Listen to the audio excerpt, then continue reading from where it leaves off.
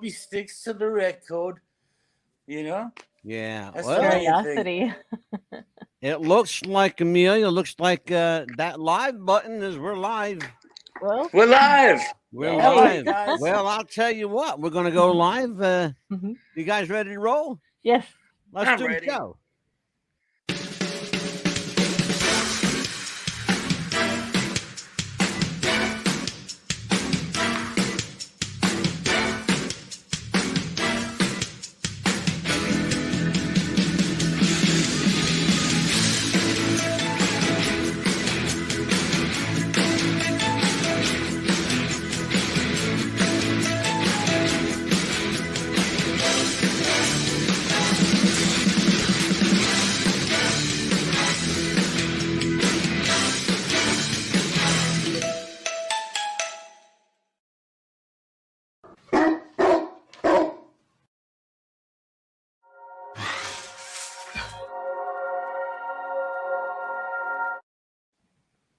It's 4 o'clock in Los Angeles. It's 6 o'clock in Chicago, 7 p.m. in New York City, and it's 7 a.m. somewhere in deep Australia. Hello, everybody. I'm Mad Dog DeCipio, joined as I am each and every week by the Pitbull, Amelia, the Pitbull Chapman. How are you, Amelia? Good. How are you? I'm wonderful. What'd you do this weekend? Oh, just enjoyed my weekend and enjoyed some time with the kiddos for Mother's Good. Day. You had a good Mother's Day? Yes, I did. Fabulous. I'm going to start off this show tonight with an announcement. We have a major coup. June 16th, television and film actor Johnny Whitaker. You remember him from Family Affair. He played Jody, the little boy, with Buffy and Sissy and Mr. French and Uncle Bill. You know them guys, Brian Keith, Sebastian Cabot, and the rest of the crew of Family Affair. Well, Johnny Whitaker will be with us for the entire show on June 16th. That's a Friday at 7 p.m. Eastern. Join us for that one. And I have a very special guest coming in July. You're going to look twice when you see him, too. He is a dead ringer for Howard Stern. My friend, Stuart Brolian, will be with us. And tonight, talk about doing double takes. Well, let me tell you a little bit about our guest. Our guest tonight is Marcus Cahill. Now, Marcus is a singer-songwriter. He is an accomplished award-winning performer. His Imagine tribute to John Lennon has garnered worldwide praise and attention, so much so that Marcus holds the record for the most performances ever by any artist. Listen to this one, because it's not a small task. He has garnered a world record for his portrayal of John Lennon, having performed at the famous Cavern Club almost 500 times. Wow. And that's a real number. You can check the actual number. I believe, Marcus, it was 469 maybe, or somewhere around there.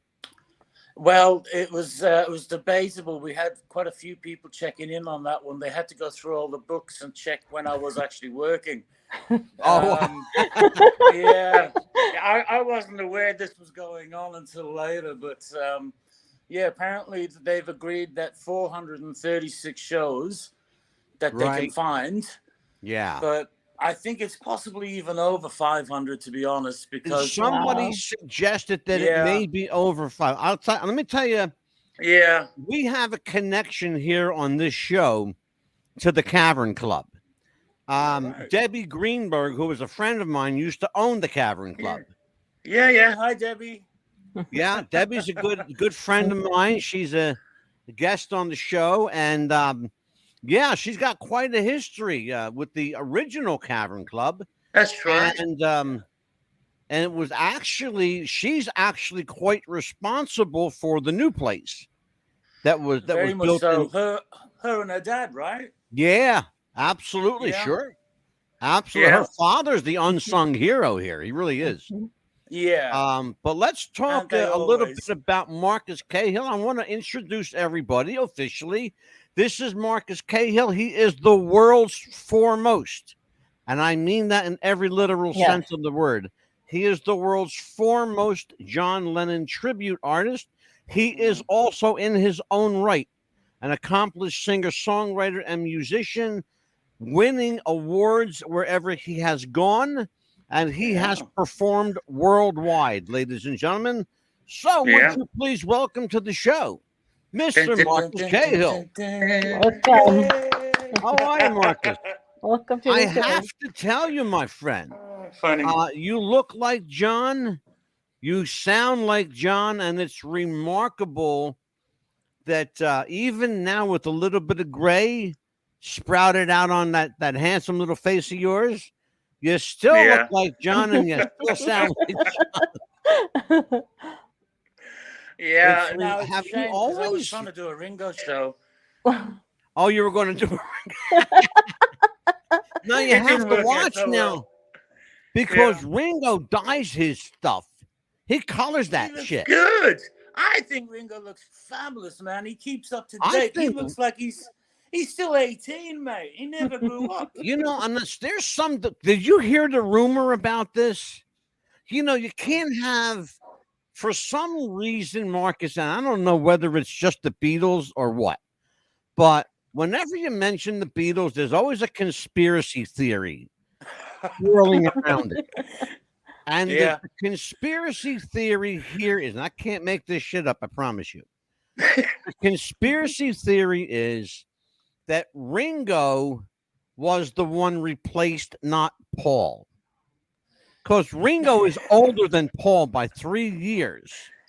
I'm not very good with the dates. And Ringo runs circles around people because he just doesn't stop on stage. He's always moving. Yeah, he's fantastic, honestly. I wish I could see him play drums a bit more, but that's me. I want to see him doing what he's good at. Yeah, but you know, and a part of the problem is though that he is 83 years old, and there's only so much, you know. I mean, when he was younger, he could bang the sticks pretty good. Yeah, not so much anymore. He plays the keyboards a lot now. Does he? Yeah. Yeah. He's got about 2 songs on that one, hasn't he? Yeah. I'll tell you what. You know what? You guys, you want to talk about the Beatles a little bit? Let's talk about the Beatles, because I could talk about the Beatles all night long. It's fair to say that you're probably around my age. So you're about 45? Oh, I got 20 years on that, brother. Yeah. I've got about maybe 8. Yeah, I'm 64 come July, so I might be. I might have a few years on you. I don't know. But you and I'm only 52. Oh, okay. So you're just a young pup. Yeah, you're Amelia's age. There you go. Yeah. So I'm let's in good talk company. about this. Yes. Let's talk about the Beatles. Lifelong fan. When did the Beatles music grab your hold of your soul? When did it grab you by the seat of your pants? And obviously, it still got a hold of you. Yeah, pretty bad. Look behind me here. You know, this is John. This is John. All around the rest of the room is the Beatles and Paul, and they're all here. Oh God, sure. Yeah. So this is absolutely. Actually how do we do this? This is an Astrid one. This is taken by Astrid. Oh, all right. Photographer that the Beatles knew. Wow. We'll get to all that. Cut the long story short. My father was a guitar player, singer-songwriter, and he was a massive Beatles fan. And of course, passed it on to me. I used to get little songs at the end of my bed when I was told to go to sleep. So I'm like 2-3 years old, and I'm convinced my father's in the Beatles. Right? Yeah, I know. Well, he knows all the songs. A conspiracy, absolutely, right? It's a conspiracy, but I was already there. It was just magical. He made it like a bedtime story, you know. So I had Bungalow Bill, and I thought, oh, Bungalow Bill, that's really funny. You know, Yellow Submarine, all of this escapism, you know, Lucy in the Sky. And I'm getting brainwashed at the age of what, 2-3 years old to listen to this stuff. Sure. Absolutely. So it's really Dad's fault, to be honest. But lucky for me, he's actually a well-accomplished guitar player. So what he was playing was what was on the records. Yeah, absolutely. So that made life a lot easier because I've already heard it. Absolutely. So when did Yeah. you start to follow in your dad's footsteps, playing the guitar? And Right. Well, Dad had the guitar, I didn't, and so I had to steal Dad's guitar when Dad was at work. And of course, Dad had placed the guitar in such a way that he knew that I stole the guitar. So, absolutely. but yeah, it's funny we should talk about that guitar. I used to play it when I was about 4 or 5 years old, about 5, we'll say. And it's only recent that the guitar we originally had, my dad's guitar, we've lost it because we've left Ireland and moved to Australia. The guitar's gone. Nobody knows what happened. And I always felt that was the guitar that would come to me. You know what I mean? Sure. As I got older. So anyway, I seen one, funny enough, on Facebook, and I bought it. So wow. it's not the guitar, but it's the same guitar, if you know what I mean. Everybody who knows me knows I want a guitar. Yes. Now I'm going to get one. I'm look, if I got to go to the Goodwill and buy one, I'm gonna go get it. Yeah, do it. Well, the birthday fairy might get you one for your birthday. Oh, okay. My There birthday you go. up. Anybody watching the show out there, by the way, my birthday's July 10th. A black guitar, acoustic guitar would be wonderful. Mm-hmm. Nice. It would be even more wonderful if it had electric pickup, but that's not necessary. Somebody might have it saved to their Lucille written on the top. Exactly, right? Yeah. Somebody So might have let's it talk saved a to their little bit- Amazon. You're right, Amelia. Let's talk a little bit about the music bug. Clearly, Right. the Beatle bug bit you when you were a very young guy. At what point in your young life did you start to appreciate the diversity of music around you? Oh, now that's a funny question because, as I said, Dad was a very accomplished guitar player. So he was playing everything from Paul Simon to all of the standard 60s hits. Mm-hmm. He was good. Dad was performing, So Yeah. All my life, I grew up watching Dad in bands and stuff. He was a folk and ballad singer guy. Well, I was going to ask you, Marcus, was your father part of that 1950s doo-wop era of music? No. He was born in 1950, so he was more into the 60s stuff where it was skiffle onwards. Okay, So gotcha.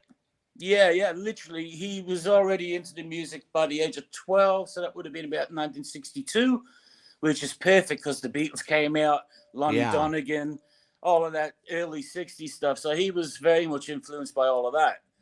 Yeah. So your father he's young. Yeah. He was a young guy. Yeah. Wow. He was younger than the Beatles. Yeah, well, that didn't take much. No. That didn't take much. But were you aware? Sorry. Were you aware at the time that before the Beatles there were the Quarrymen and the Silver Beatles? Were you introduced to that kind of music? Not at the start. No, not at the start. That came later with a lot of research. Oh, gotcha. What I had when I was growing up was I had Dad's records. Oh, gotcha. Mm-hmm. Terrific. Yeah, and then when everybody in the family realized, oh, he's going to be the next guitarist, so wonderful, they started dumping all of their records and the 45s on me. Yeah. So I had one of my uncles gave me all his Shadows and Cliff Richard. Yeah. But I love the Shadows. Hank Marvin is one of my guitar heroes from an early age because of that exact thing. So I've actually met Hank years later and told him, and shit. embarrassingly. Wow. Oh mate. Wow. I could drop names all night here, honestly. Oh yeah, you know what? Between the two of us, we could. Yeah. I'll tell you what. One of the people who I absolutely love actually is an Australian. His name is Andy Lee Lang. Okay. I don't know if you know who he is. No, I'm but sorry. It's the name's not funny ringing a bell. because he came here. It's funny how things work. Andy Lee Lang is a native Australian. He's from like New South Wales. He came here to the States and just busted on the scene like wildfire, just crazy stuff, right? Right. And he's selling millions and millions of records, but he can't get arrested in Australia. The same thing with people here. They can't get arrested here, but they go to other countries and they become millionaires overnight.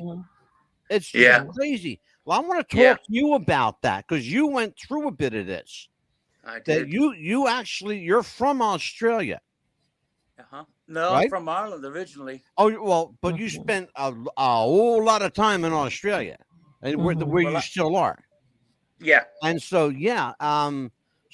but okay, well, I'll throw in the Irish part too. In Ireland, England, that area, the Northern European area, particularly England and Ireland, in that in the Scottish Isles up there, it's hard to break out of that region and become, universally famous.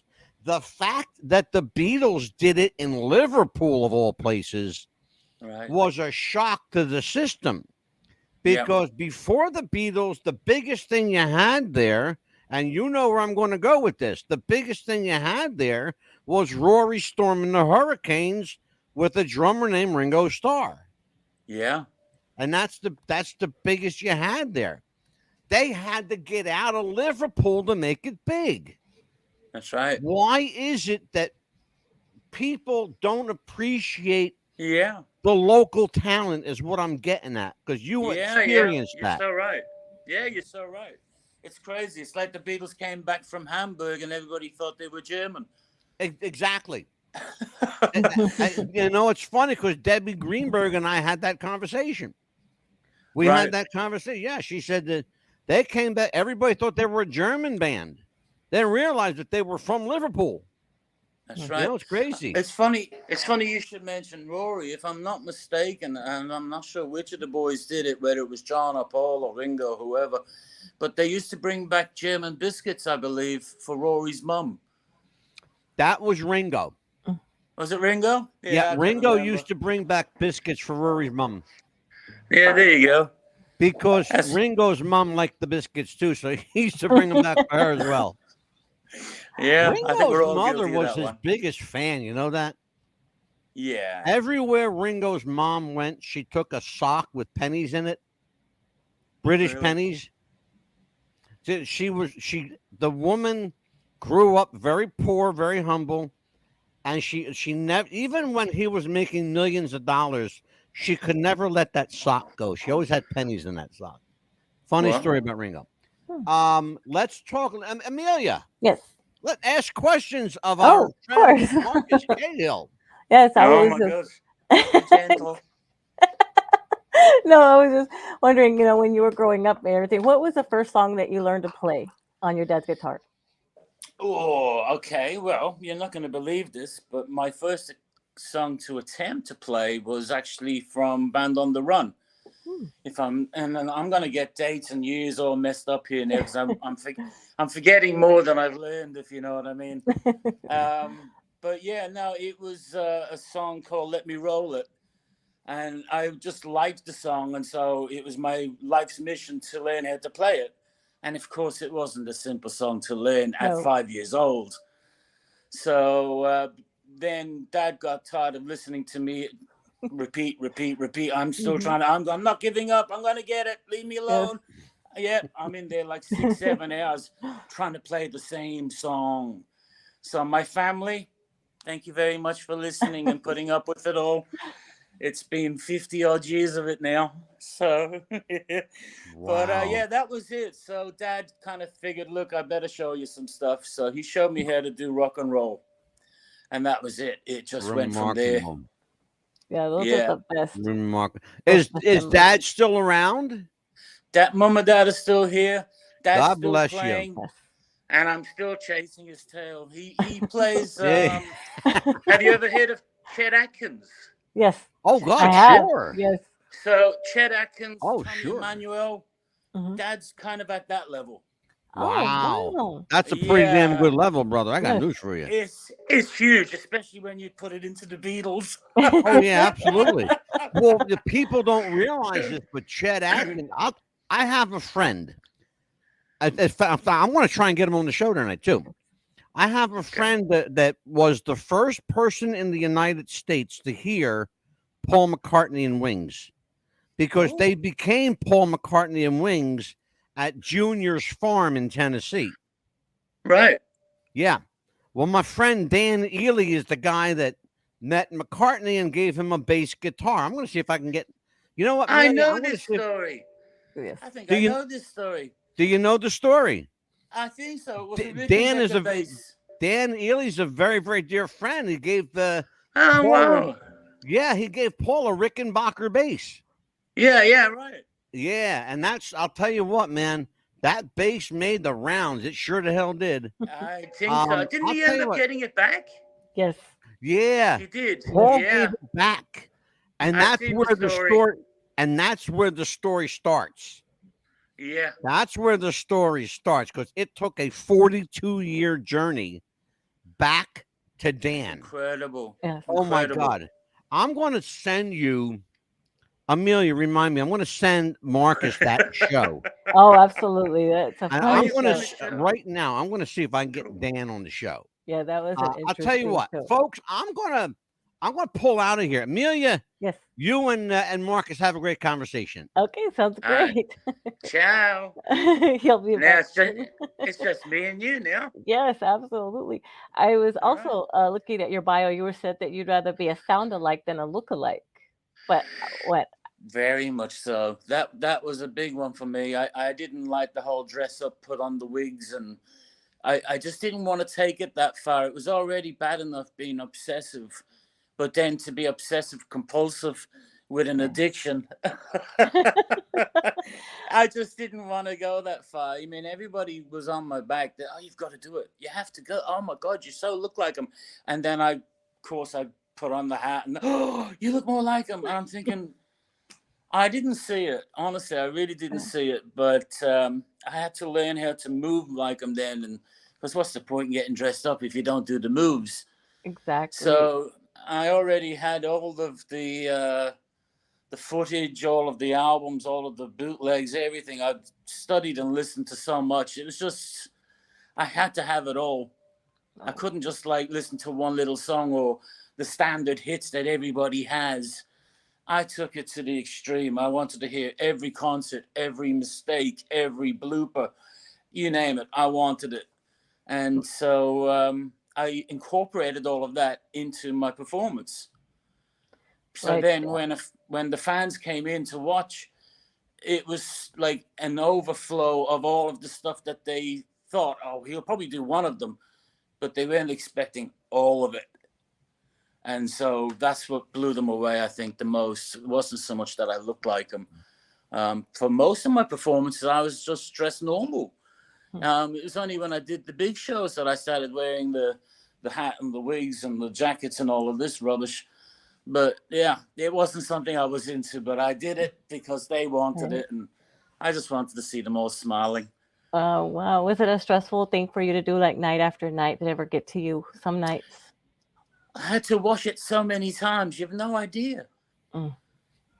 I used to sweat in this thing every day, and I'd have to wash it, dry it, press it, get it all ready for tomorrow. Come on. Well, we are going to be joined tonight by Dan Ely very shortly, Marcus. Hey, oh, well done. Fantastic. Did you ever put in some of your songs that you ever wrote yourself into the shows as well? Well, funny enough, now things started off where my intention was to just purely be a John show, because that's where I was aiming at, and hence I'm dressed in a 1974, 72, I think it's a 72 costume, possibly 71, I don't know. So anyway, I'm wearing the army thing. So somebody will all correct us now. They'll be like, it's 71, it's 72. I think it's 71. I seem to recall him wearing it at one of his concerts. 1-to-1 was 71. I'm pretty sure. Anyway, where was I going with this question? If you had put in some of your songs that you had written Oh, It mine's really mama has that too. effect on everybody.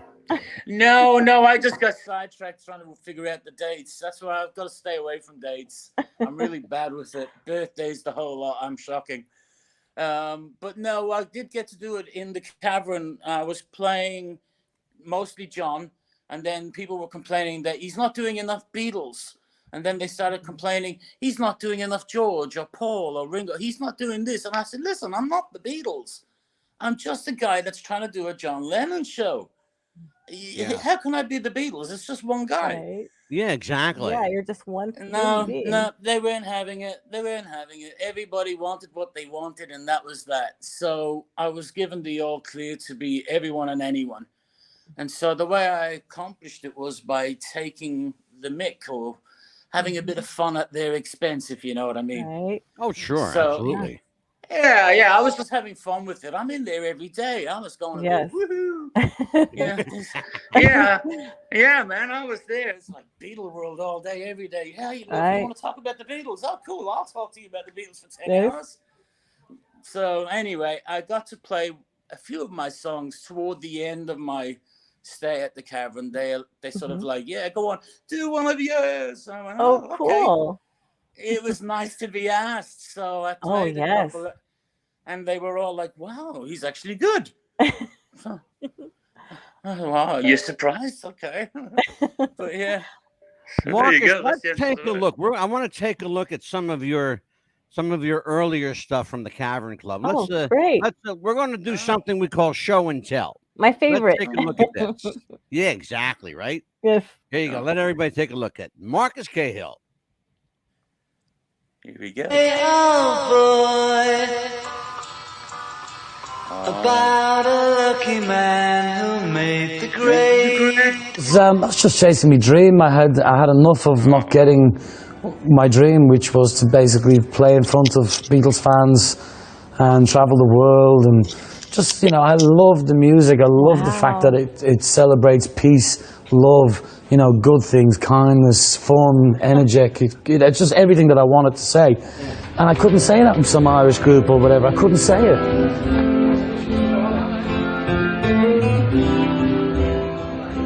My heart was always trying to say it via the Beatles, because it made sense to me. I'm so glad that she's running again. She's so glad she's telling all the love that her baby got her things, about the time her rings, she said so.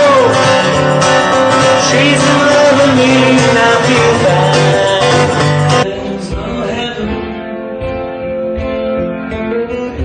It's easy if you try. No heaven below us. The storm the sky. Everybody, come on.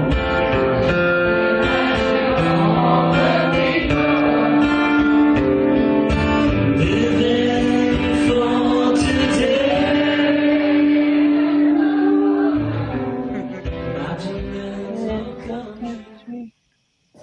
And that Wow. is Marcus Cahill Yes. live at the absolutely. Cavern Club. Wow. Joining us, Hey. ladies and gentlemen, is a legend in Tennessee, particularly around the Nashville area. Ooh, Hi, Mr. Ely. His name is Dan Ely. He is a good friend of mine. Hi, Mr. Ely. He is the Hi, guy Dan. famous worldwide for the guy that met Paul McCartney and handed him a rather interesting gift, a 1974 Rickenbacker bass. Marcus Cahill, meet Mr. Dan Ely. Thanks for that, Angelo. Hey, And there's Oh, the wow, bass. there it is. That bass has quite a legacy, quite a story. By the way, Dan, I mentioned your name to Marcus, and he knew the name and he knew the story. Now he gets the chance to see the guy behind the story. So, Marcus, Nice to meet you, Dan. nice to meet you. Thank you. Dan, Marcus is the world's foremost John Lennon tribute artist, as you can clearly tell. And I told him a little bit about this. I didn't want to, ruin the story for you. So, tell Marcus a little bit about that legacy, that guitar's legacy.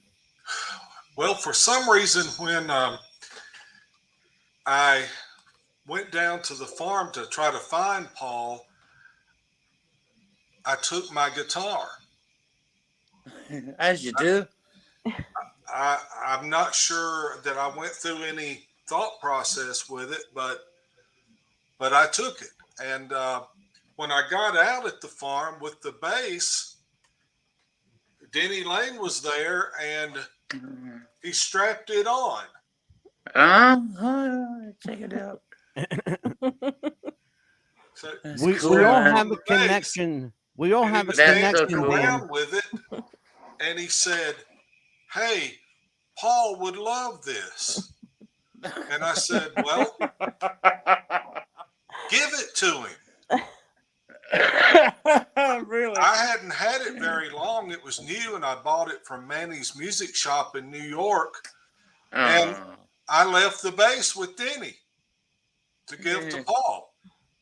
And I mean, I went down again for about 3 weeks, and it wasn't till on Paul's birthday on June 18th of 74 that I heard anything about the bass again. And that was when miraculously I had been recruited by Jimmy McCullough to work security at the gate. I had no idea that there was any event going on. I wasn't even supposed to be there that day, but I showed up and I noticed some activity, champagne coming in, a little flurry buzzing around. And I said, "What's going on?" And he said, "We're having a little get together down at the picnic area, a little party. Paul wants us to work the gate, but we don't want to. But you can do it." And I said, "What's work the gate?" He said, "You'll be at the entrance and you'll let people in that should be in and keep anyone else out." And I said, "Well, how will I know?" "Who?" You'll know.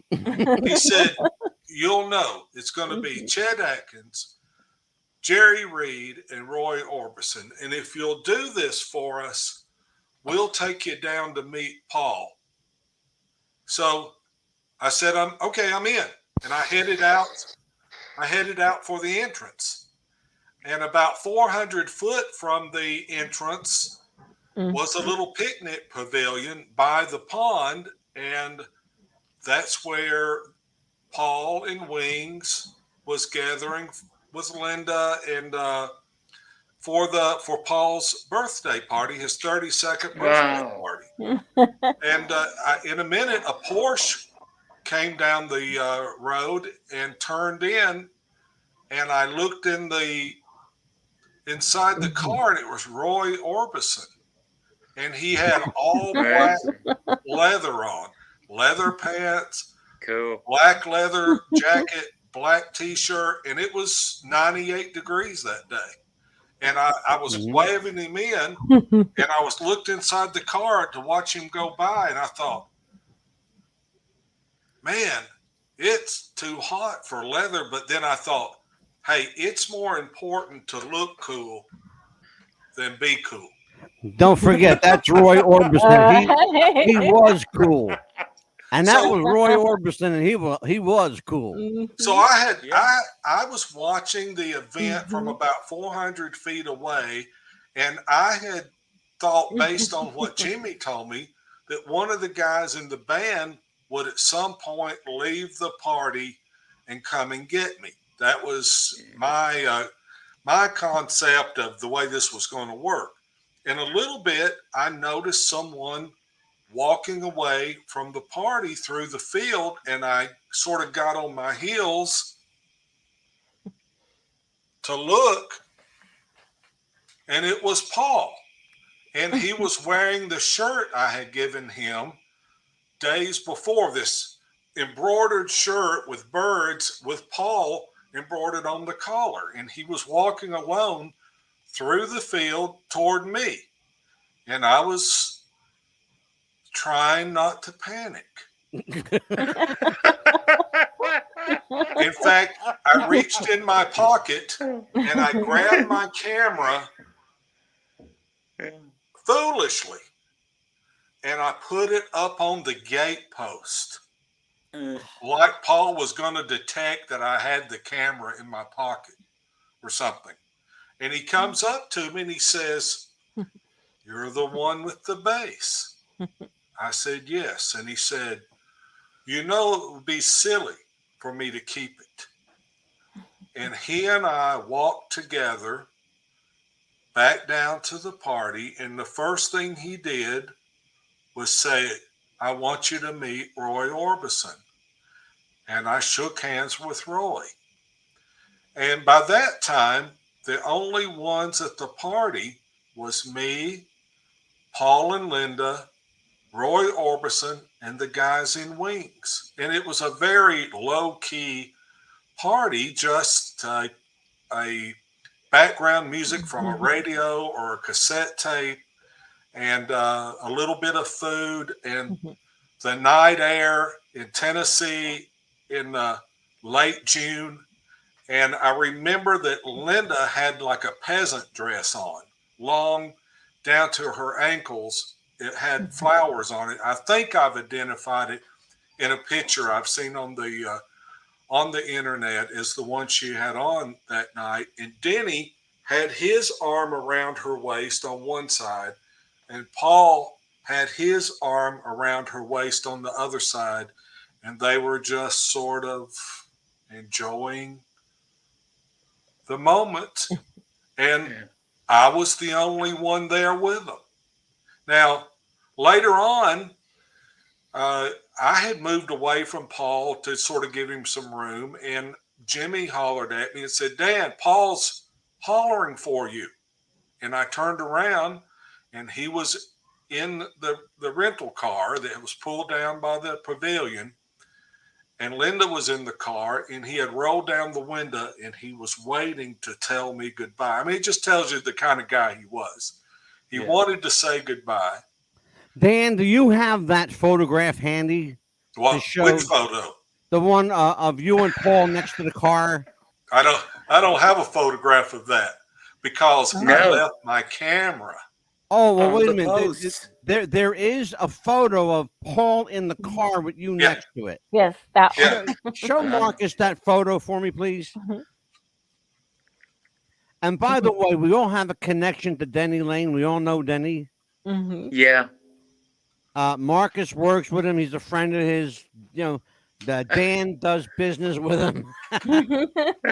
And I worked a show with Denny in 1987. Way back. Well, I told Paul at the car, I said, "Hey, Paul, you know Yellow Submarine is going to be on TV tonight. Are you going to watch it?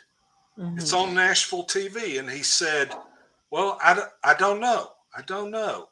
But here is a black and white photo of me." Yep, that's the one. With Paul and Linda. There's a color one, but that's my black and white one. But it highlights Linda a little bit more.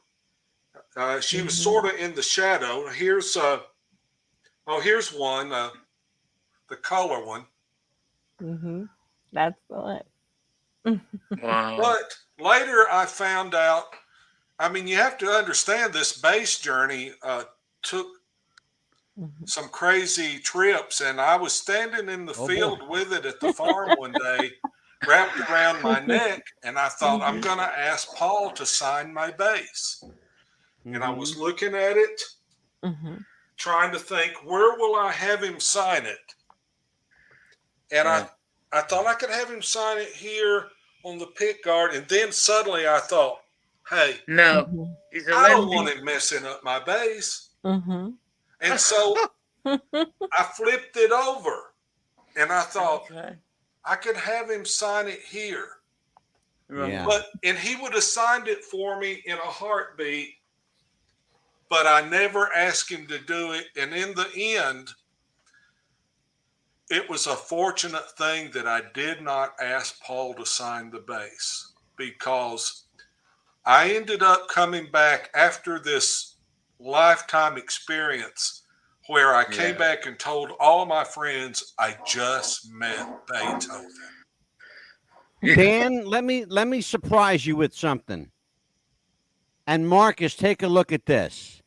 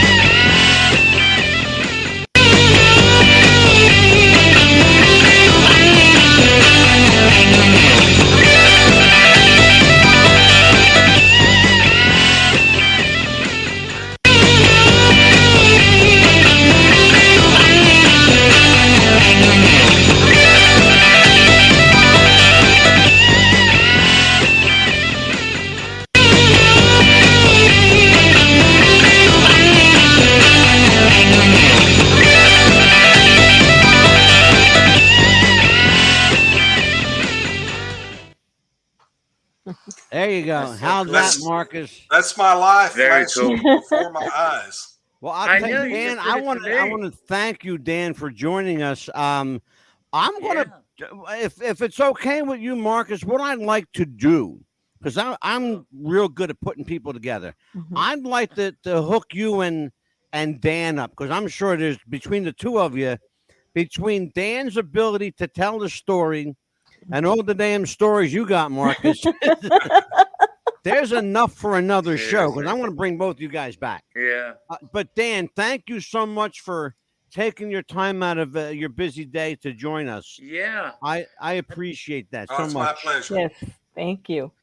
Thank Before you so go, much. Dan, You can know, when I ask- hear Junior's Farm,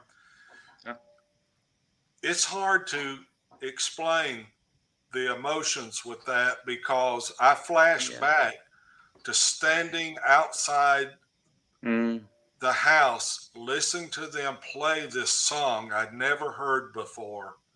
I was hearing Jet, Band on the Run, My Love, Little Woman Love, Maybe I'm Amazed, and I'm just, it's all I can do to contain myself.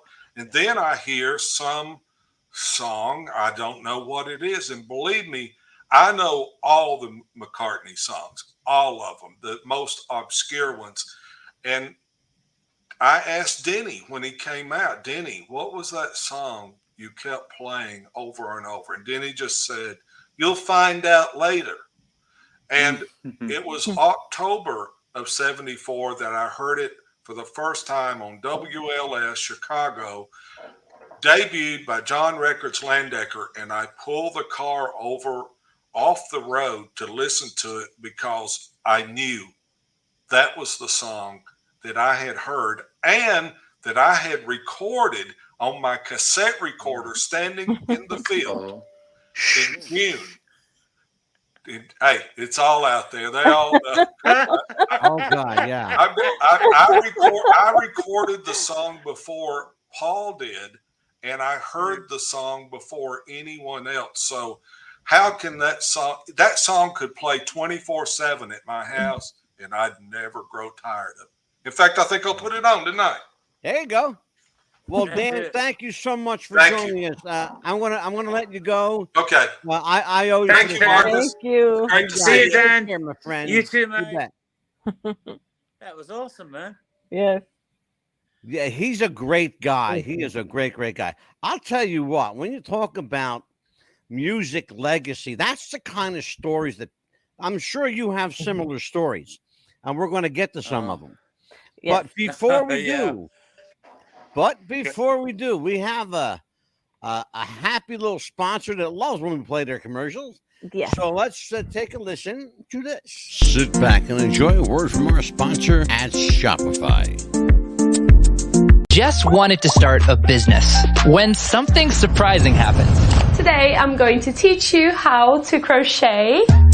She started crocheting, like a lot. And her friends noticed. Jess, you need to sell those. So she signed up for Shopify. and started building her business. Yes, I love that. And after a lot of hard work, this happened. Oh my gosh, I just made my first sale! You see, every day, hundreds of businesses get their first sale on Shopify. We got ding! And the next could be you. So when you're ready to bring your idea to life And become your own boss. build it on Shopify. Do you have sweaty balls or volleyball netty balls? It's time to make them ready balls. The Manscaped.com Lawnmower 3.0 will do the job and clean your knob with its patented no-nick head, so your head will function as desired. Enter promo code Wrestling Future for a generous 20% discount. That's enter Wrestling Future for a 20% discount. Manscaped.com and Wrestling with the Future, going balls to the walls with Manscaped.com and the Lawnmower 3.0. Your balls will thank you, and so will we.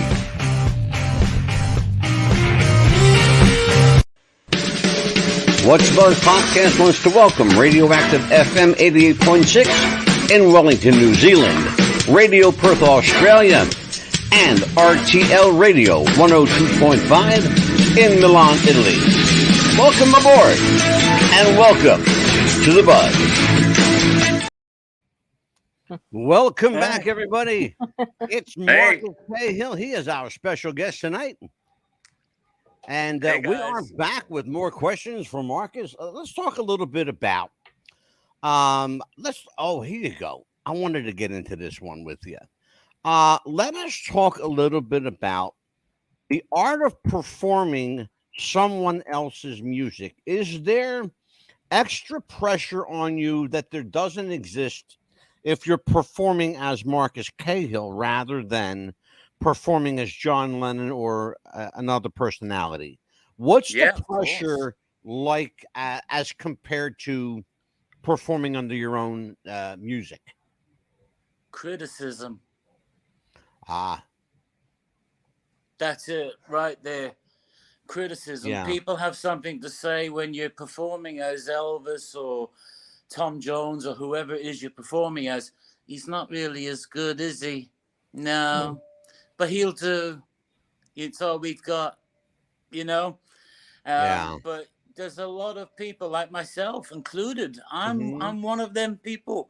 If I see another tribute guy or Beatle band, I'm sorry, guys, but I'm being criticizing too. I'm in there just keeping my, yeah, you're wonderful. Yeah, but deep inside, I'm going, fuck, you know, I'm not going to watch that again. Yeah. my wife and I, Marcus, my wife and I recently, very recently, in fact, had a chance to see a band called the Fab Four. They're Fabulous. They're incredible. The gentleman that plays the John Lennon part in that show, his name is Ron McNeil. Good friend of mine. Oh, you know Ronnie? Okay. Oh, I know all the boys. We played together. Yeah. Oh, you did? Okay. Let's talk a little bit about that. The Fab Four, those guys are, they are remarkable. They are. Everybody from, Artie Saraf, Ron McNeil, the fellow that plays George, I forgot his name. He's actually from Liverpool. Gavin Thank you. Yeah. He's actually, the guy's actually from Liverpool. And Rolo on drums. Yeah, exactly.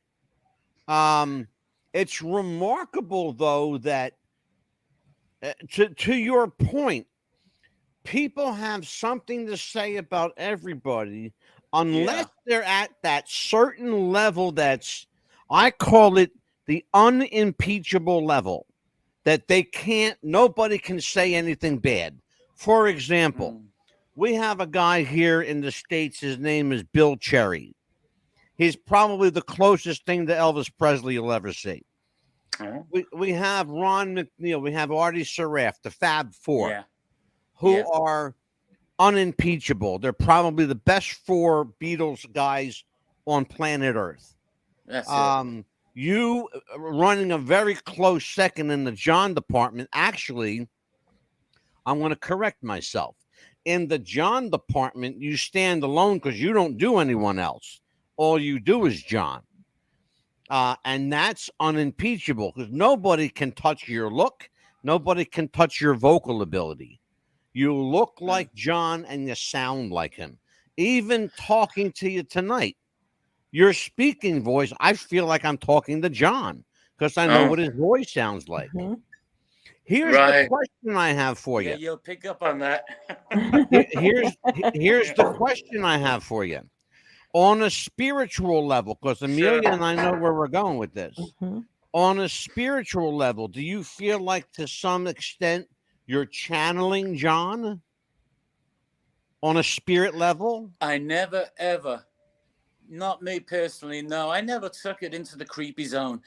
For me, like I was saying earlier, I didn't like the idea of dressing up with the wigs and the costumes and the guitars and everything has to be authentic. I just wanted to perform the songs as me. And that's what I felt I was doing. I felt like I was doing that in the Cavern for the first half of the career. But then after a while, the T-shirts start coming in and New York City and, you look like John. There's actually some guys out there that look insanely like John, but they haven't got the talent to back it up. And that's the sad part. So that's the sad part. But there's some really great lookalikes. But I never wanted to be one. Yeah, brother, I never wanted to be one. There are remarkable, absolutely remarkable lookalikes. But again, putting the money where the mouth is. Once you open your mouth, something has to come out. Yeah. Squeak. Yeah. Exactly. That's what it sounds to me. Because, I've heard so many guys do this, and I'm going to get into trouble for saying this, but I don't care anymore. A lot of guys think that John sounds nasally. And so they have this interpretation. No? Yeah, I never thought that. You don't know guys singing you like that? Yeah, I never found John to be nasally to me. No, not John. The tribute guys. Oh, gotcha. Okay. Yeah. They've all got this interpretation that he's got this, how you doing?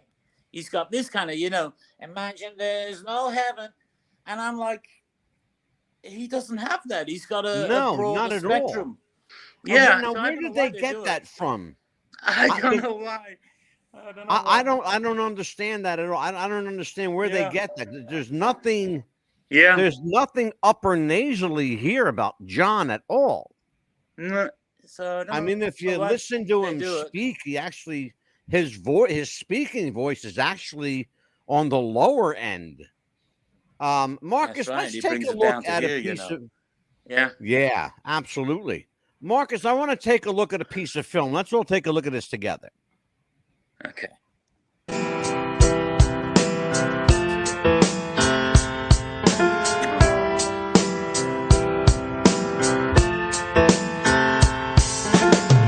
People say I'm crazy,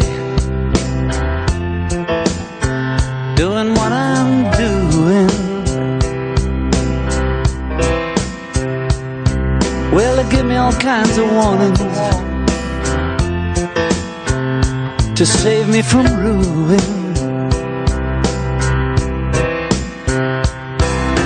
When I say that I'm okay, well, they look at me kind of strange. Surely you're not happy now, you no longer play the game. People say I'm lazy,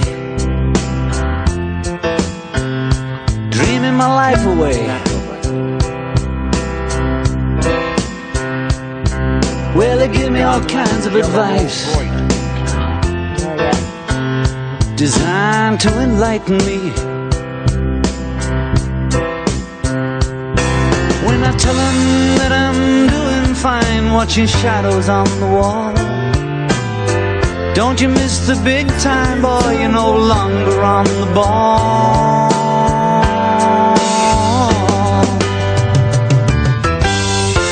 I'm just sitting here watching the wheels go round and round.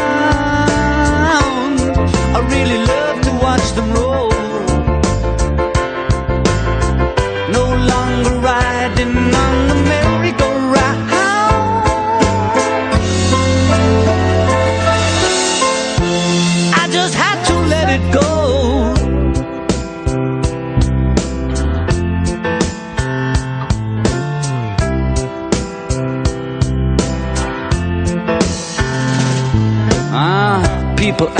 questions, lost in confusion. Well, I tell them there's no problem, only solutions. Well, they shake their heads and they look at me as if I've lost my mind. I tell them there's no hurry, I'm just sitting here doing time.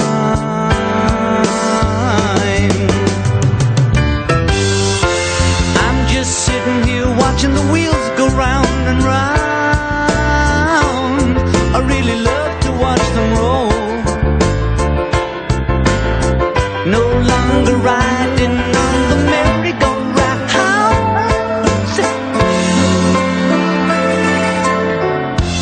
I just have to let it go. I just have to let it go. I just have to let it go.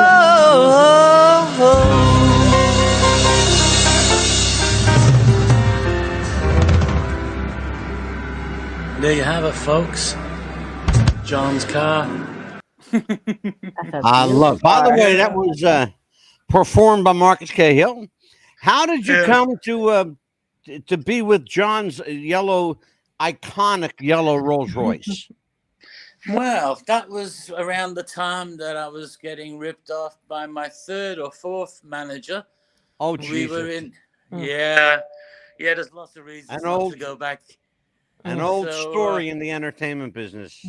I tell you, it's a constant one, to be honest. Yes. The car was in Canada somewhere. No, I don't know where. I literally just hopped in and out of cars and hotels. I don't remember where I was half the time.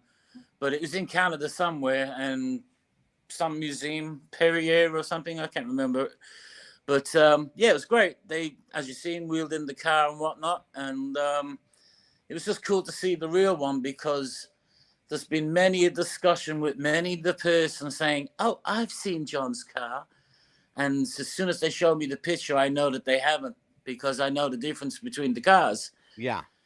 And they've got the paint job. We should tell people, Marcus. The car.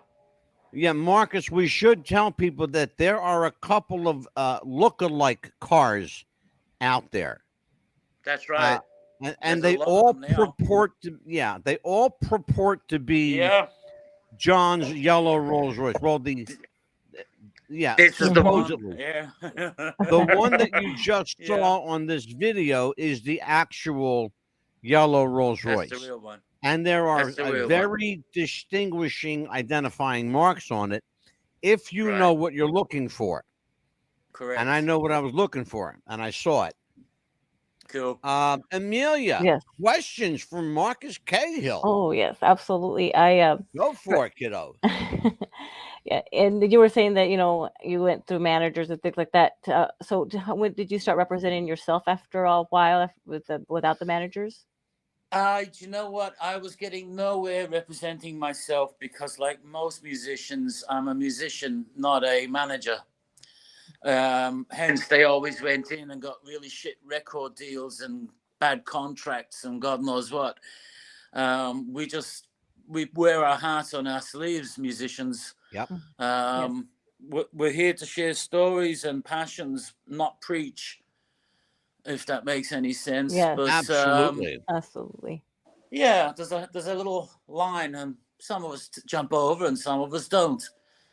But so now I got a couple of managers together, figuring maybe they should know better and they can do it better, and it cost some money, and then we went off to make the money, and then I came home with no money. It happened to the Beatles too, Marcus.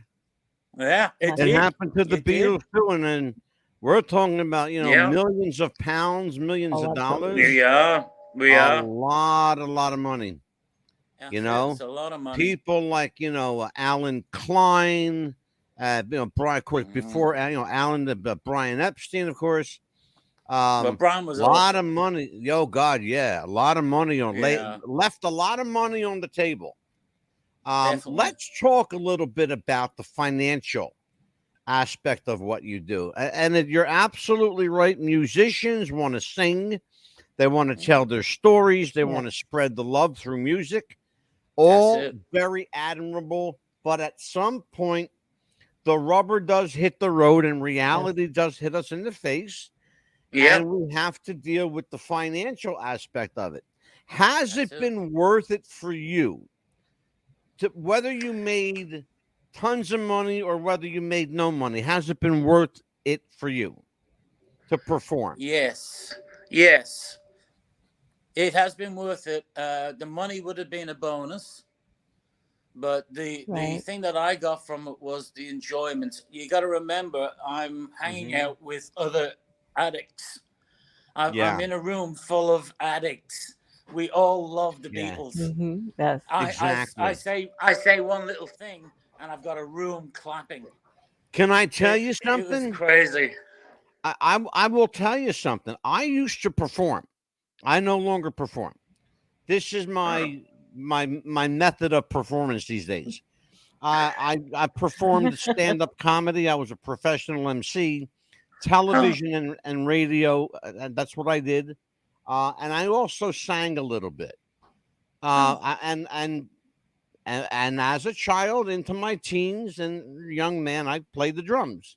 Ringo, by the way, Ringo was my inspiration. Now turning 64, I want to learn how to play the guitar. But I will tell you, though, that Amelia and I can absolutely relate to what you're saying because we don't make a dime from this show. We do not. No. Neither do we pay anybody because we don't have a budget, nor do we ask anyone out there for money. I have You'll be hearing from my manager. Yeah.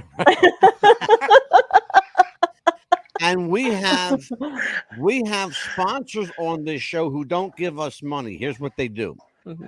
They promote our show for us. And you can't put a dollar figure on that. That's it. I am going to put you on the spot, my friend. I'm going to ask you to sing a song for us. Oh, okay. Have you got one in mind? Yeah, the one you sang to me on Facebook. One of my favorite John songs. I didn't sing to you.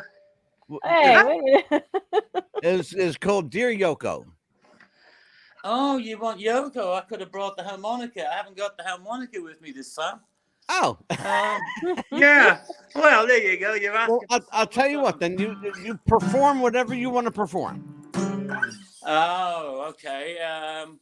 How about I just take you on a little journey? How long have I got? You've got about 15 minutes.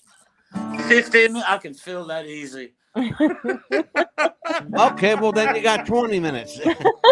I'll do a little I'll do a little education. I'll show you some of the things that I like and why I like them. A medley. Well, I'll tell you what. Why don't we do let's do a medley. We'll do this is Marcus Cahill and mini concert. Yes. A mini concert. All right. I'm just going to talk to you guys. Feel free to chime in at any time. But here's a little something, for example, with yesterday. All my troubles seem so. Yeah. Okay, so we all know that song.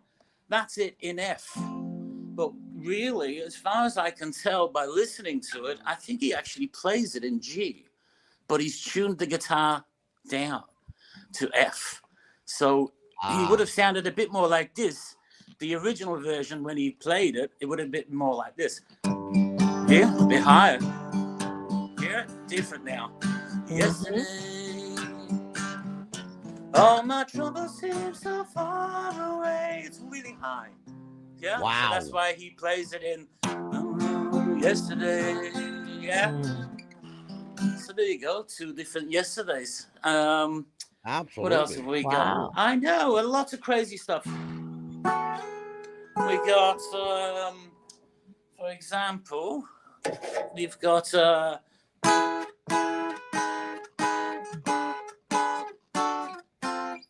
was it? I forgot forgotten half of this stuff, man. It's about 15 Let me years since I take played it. you down, Yeah. 'cause I'm So now, going to. right? Imagine. So Strawberry Fields. I love that song. So Strawberry Fields is out of tune on the record. Why? Because they speed the tape up so it sounded a little brighter and better. It was higher. Well, you know, a lot of people. Let's talk about. That's a really good point. People don't understand that it actually is slowed down. What do you think about the experimentation that George Martin used to do? He used to play around a lot. It now, inevitably all wasn't. right. Well, here's a serious question. Inevitably, was it a good thing or a bad thing? That it helped or hurt the music? In your opinion? Definitely helped. But I'm going to add a little spice to that meal, if you don't mind. And Sure. Correct me if I'm wrong, but Jeff Emmerich, whom I had the pleasure of working with, Jeff was the guy with the hands on the desk. Yeah. George was sitting in the background with the ideas and discussing what they could or should do. How about you do a little bit more of this and a little bit less of that, Jeff? And Jeff would be in there tweaking it. Can you change the mic position, Jeff? Jeff would be in doing the mic positioning, all to get different frequencies, different volumes, different sounds. Yeah. Create a new this, create a new that. So all of that fancy recreation stuff, I'm gonna say, is more Jeff than it is George. A lot of the books I'll absolutely agree with you. I absolutely agree. A lot of the books say it's George, but I don't think George was, as a producer, he would come up and say, we should put a little string section. But he wasn't in there miking them up. and I think you're absolutely right. And let me add to that. I believe that as a producer, probably none better, but as a technician, certainly lacking, in spades lacking. Jeff was the guy for sure. Absolutely no question. There was a guy before him. I can't remember his name though. George had the ability to foresee things. And I put it this way. George Martin had the ability to see what the music would look like. Yeah. Jeff well, had the ability were all doing that. Yeah. And Jeff could hear it. He knew what George could see. Jeff could hear what George could see. If that makes sense. Yeah. And George was seeing it because the other four were telling him to see it. Exactly. Yeah, exactly. Yeah. Yep. Well, I mean, want to sound like the Dalai Lama on a hill, you know? Well, I mean, the truth is, you know, these four guys have to perform that stuff. You know? They never did a lot of it, actually, which is funny. Because when you consider it, they finished performing, 1966? So pretty much, yeah. All the psychedelic, really crazy out there stuff with the orchestras and all that. Yeah. Mostly later. Yeah. Oh, sure.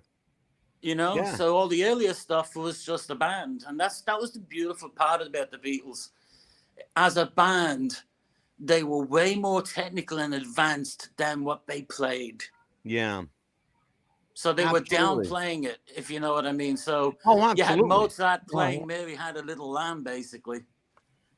The style difference, much has been made of the style in music between 61 and 64, and then the dramatic reversal, or I should say the tailspin, that happened in 65 with Revolver, 66, 67 with Sgt. Pepper and Abbey Road to follow. There was a dramatic shift. You went from "I Want to Hold Your Hand" to "It Was 20 years ago" to, you know, I mean, yeah, big, you know, that's a hell of a gap to fill. What do you think musically the Beatles were going through between 64 and 66? A whole bunch of drugs. Well, yeah, it didn't help. Yeah. I'm sorry to say it as it is, but that's pretty much what it was. It sure were in hell was. I experimenting. can't argue with that, Marcus. No, they were experimenting at that time. That was the Bob Dylan era back in the '64, where Right, John yeah. wanted to be Bob Dylan, and of course he got to meet his idol. No little pun there, Paul. And then Paul Yeah. got to meet his idol, Elvis. There's another little pun, Paul. Yeah. So a lot of people meeting their idols. What do you say, Paul? Yeah, right. So it's funny, actually. If you give me a second, I'll give you a really good giggle. Hang on. I was at the concert. I was at a concert for Paul, and I was holding this sign up. Oh, damn. Yeah. And I kept on flashing this to him all the way through the concert, the poor guy. And of course, That's nothing great. happened. Yeah, nothing happened. A good friend of mine printed it up. He said, "I got it for you." I said, "Oh, great, cool." I was up in the second row. So, yeah, he's seen That's it. funny because Dan Ely, that was on the show tonight, Dan went to a Paul concert, and he had a big sign that says, "I met you at Junior's farm." And Paul called him out from the stage. Oh, nice. He did. Yeah, I have the video. I'll show you the connect video. with me. He did connect with me at that concert because I was, I'm flipping this thing all the way through it, 2 hours. Trying not to get it in everybody's view, of course. But yeah, I mean. Now, how much at the time did you look like John? Did it catch his attention? I look like this. This is what I look like. And I was just standing there like, come on, give us a go. Let me up. Whatever you want to play. It doesn't even have to be Beatles, just anything. I've always wanted, as you know, since I was a little kid. And so my thing at the time as a little kid was I was going to join the Beatles. And this is before John and George left. This is before the boys were all passing away. I was joining the Beatles. Yeah. So I've got to do a lot of practice. I got to be really good because I'm going to join the Beatles. Yeah, exactly, right? Yeah. Well, I'll tell you what. Happens. I will give you your audition right now. Play Strawberry Fields for me. Let me hear that one. Oh, let's try that little riff again, eh? So.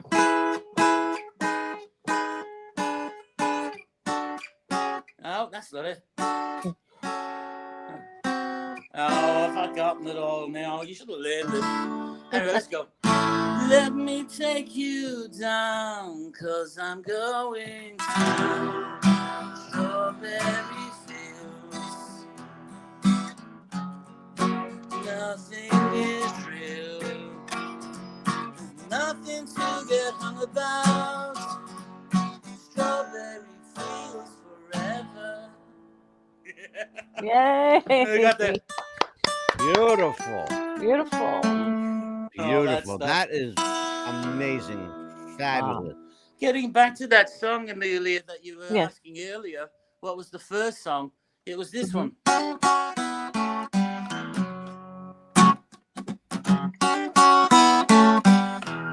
Wow. 50 years it took me to learn that. That's beautiful. I can see that's a lot of guitar licks on that. That was yeah. But I was mad into it. So I was listening to that album and I was getting all the. Oh, yes. Beautiful. Come on, Paul. Yeah. Mm-hmm. Band on the Run. Beautiful. Yeah. That's beautiful. Band on the Run. Yeah. Gonna giving it all away to register charity.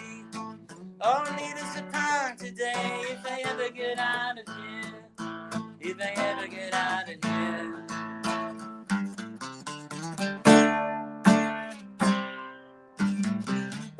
I was so ready. Beautiful. Yeah. I wanted to I do love this that. when I was a Beautiful. kid, man. Beautiful. Well, Marcus, thank you. Let me play. So much. I want to do another show and tell, Amelia. This is our last show and tell of the night. Oh, yeah. Marcus, take a look at this show and tell here, my friend.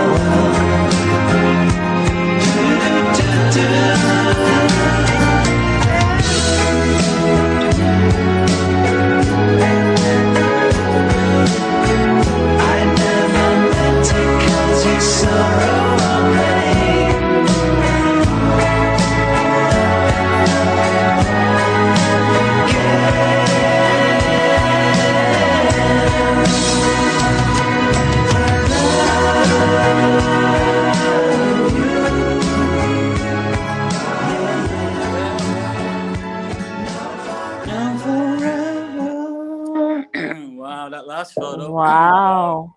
Yep. Yep. Ooh, yeah.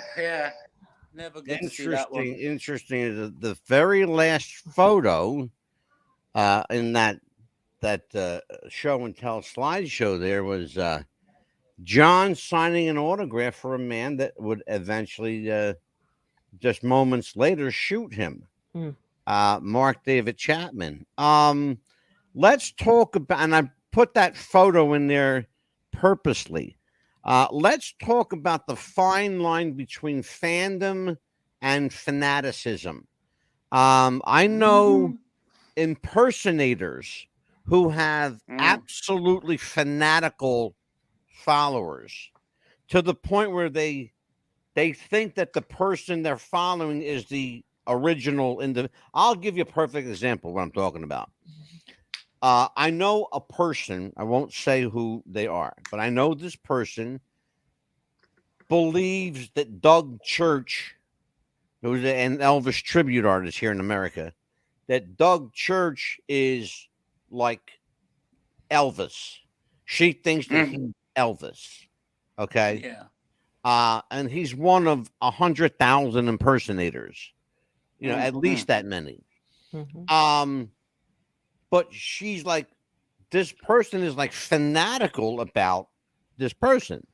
I've seen other individuals go just apeshit crazy over tribute artists like they're the real thing. Yeah. Have you ever found yourself in that interesting and creepy world of the groupie, the follower, the fanatic? Oh yeah, very much so. Very much so. I've had some creepy can ones you share too. with us? Yeah. Well, let's deal with the creepy one for start. I had I was doing a show in the Cavern, as you know, for quite some time. Yes, sir. And I had this 6-foot gorilla with a big long trench coat rocked up, and the coat reminded me of that last photo you just shown. And anyway, I come off the stage and I'm saying hello to everybody, and they're, "Oh, you're great. Thanks for doing my song." Yeah, no worries. I'm trying to make my way to the bar to get a drink of water. And by the time I get to the bar, I meet this big 6-foot gorilla. And he goes, "Who do you think you are?" Oh. Hey? And this is the beginning of it. You know you're not him. I says, "No, I know I'm not him. I'm just the guy on stage, man. What you enjoying yourself?" And he goes, and that uncomfortable silence, and he just got closer and closer, and he got right up in my face, and he says, "You're not him." And I was freaking out. I thought, "Oh, this is it. He's going to hit me. What's going to happen? This is crazy." No. I was already getting, I was getting death threats from emails. I was getting death threats, and in general, I had people saying, "Such a buddy." I never figured it out until after it was all over. And I looking back in hindsight, it was, I don't know, jealousy for some of them, because I was the guy that was becoming the king of the cavern unwillingly. I was just doing a job, paying bills. Well, yeah, sure. Right, exactly. Yeah, it was weird, man. I had lots of really odd stuff going on, but it really sort of wore thin on my nervous system after a while, because I started getting a little bit paranoid, thinking someone is going to try and pop me. Someone's going to do something. So I used to move really quickly. I used to walk as fast as I could, be always around. And I said it to the Cavern, and I said, "Listen, I'm getting really twitchy. This is starting to freak me out a bit. Yeah. I'm getting threats." And they, "Oh, yeah, sure. You think it's going to your head, Marcus. Relax, mate." And I said, "No, guys, I'm serious. There's something wrong." Yeah. And then it wasn't just the male people that got creepy. I had this creepy girl from, I think, Czechoslovakia or Russia, one or the other, but she didn't speak. And she'd hide in the corners, in the shadows, so that I wouldn't see her. In the archways, and it was like, I can see everybody in this place, I'm there every day. I know where to look, but I could see her, and she'd go from that corner over to this corner, and it would be just so creepy. And then she'd wait outside for me, And she go, Whoa. yeah. And she gave me the Really? look, and she's still not talking. And I said, listen, I've got to go. And she says, you want me to come with you? I said, no, I've got to go home. Do you want me to What? come with you? The show's over. I'm going home. I'm coming. No, you're not coming with me. No. Oh my She got gosh. upset. She got really upset. She was pissed off that I didn't allow her to come with me. So much so that she started to get more threatening. So she would send emails saying, roses are red, violets are blue. I think you're wonderful, and so do you, and all this stuff. It was my crazy. God. None of it made any sense. And it Wow. was getting darker and darker. That's very bizarre. Oh wow. It was so It's creepy. a And I sent it to strange the line cavern. between. It really Yeah. is a very, very strange line, a very thin line that you walk Mhm. between fandom and fanaticism. You know, Yeah. we have. Let's be honest, we have fans on this show, Mhm. but we got a Right. couple of fanatics too that are like out of their mind. Mhm. Amelia Yeah. and we used to do a professional wrestling show Yes. years ago, and we had some real creepy people with that. I mean, trust me when I tell you. Oh my, Amelia, please, tell me if I'm lying, please. No, he is telling the truth. Please tell me if I'm like even making this up. No, you're telling the truth. Not I remember. Marcus, not at all. I promise you. Yeah. Just bizarre people. We have Yeah. somebody in our chat room tonight. Hey, Mad Dog, big fan. When are you continuing the Mandela Matrix? Next week. Yeah. We are doing the Mandela Matrix next week. We will continue that. That's for Iron Claw 30. Thank you for being a part of the show. Be with us next week, Iron Claw. We are going to dig down the rabbit hole of the Matrix and Mandela. We got a 12-week series coming up, and we're going to expose the fake Joe Biden. We believe the president of this country is a poser. We think he's a fake. In fact, we think he's an actor, and we believe we can prove it. He's wearing a mask. Yeah. We have. Wait a minute. I showed the video on our show. Yes. Of Joe Biden wearing a mask. He doesn't look like the same guy. Yeah. Not the same guy. No. The whole world knows that they're being duped. The whole the whole world knows they're being duped. Yes. Yeah. And I'm not in America, and forgive me for counting in on it, but I think he's an embarrassment, to say the least. He's a Probably horrible the biggest embarrassment. embarrassment. Oh, we got breaking news, Amelia. Breaking news.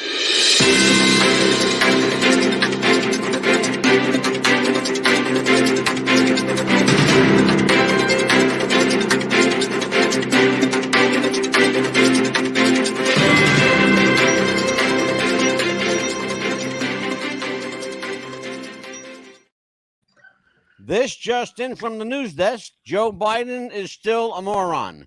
Film at 11. Always I been thought one. they took us off the Absolutely. air. I thought, oh no, they're taking us off the air. They've caught us already. No. It's the people that voted for him. That's it's their Yeah, fault. I'm telling you. Well, I'll tell you but what, did they this was vote? That's the question. Did this they was vote? No, they didn't No. vote. Nope, that was Yeah. that was a rigged Rigged election election. from Hey, Jump listen, Street. Pelosi owns the Dominion, doesn't she, with the husband? Oh well, wait. The voting machines. Well, we're glad. Pelosi's got a little sticky finger in there, hasn't she? Oh yeah, A she does. few, probably. Quite a few, yeah, actually. I'll tell you what, Marcus, you are an amazing guest. Thank you so much for waking up early in the morning. Thank you so much. I'm going back to bed now. There you go. We kept him up long enough. By the way, ladies and gentlemen, Marcus is in Australia. It is probably about 8:30 in the morning where he woke up at 7 a.m. for us. And no, in fact, No, that's 5:30 actually. Yeah, Oh, he was on the air at 7 a.m. with us. That's right. Yeah. And it's probably pushing about 8:30 a.m. Marcus, I'll tell you what, brother, you are a welcome guest here anytime, whether you want to sing for us Thanks for or having come me, on and guys. talk about world politics. We'll bring you on. Absolutely. Tell everybody where they can reach you if you want to promote your social media. I'm everywhere. Just type in my name. I'm all over the internet. It's They know Marcus how to Cahill. do it. Oops, Marcus Cahill. I guess he got out of there, but go ahead. Finish. That's it. Marcus Cahill on the internet. Type it into whatever search engine you use in the future. And I just booted myself out He's again. coming back. I think my battery's gonna die soon. You never know. I might disappear too. I booted myself out, man. Well, I'll tell you what. For Marcus Cahill, for Amelia, the Pitbull Chapman, I am the Mad Dog, Angelo, Mad Dog DeCipio. Until we see you again, be kind to each other. Take care, and God bless everybody. Peace and love. Peace and love, everybody. Bye-bye, folks. Bye.